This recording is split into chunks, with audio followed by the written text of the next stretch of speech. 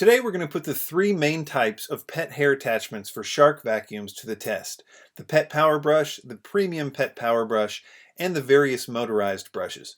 Before we get to the test, you should know that some of these attachments are interchangeable with other models and some are not.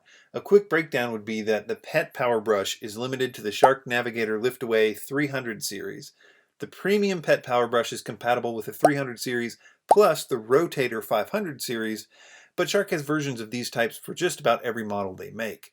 The various motorized pet brushes only fit certain types of generally newer Shark vacuums and have their own dedicated motor instead of just being powered by suction. I'll put a complete list of which attachments go with which models with links to Amazon in the description section. So to the tests. To prepare, I took some pet hair and kind of rubbed it into the test carpet. The premium pet power brush cleaned up all the pet hair, but I did need to lift it up to get the larger pieces. The cleanup after 2 uses was not all that bad, but it was the worst of all 3. The pet power brush also cleaned it up, but it did a little better with larger pieces and had less cleanup.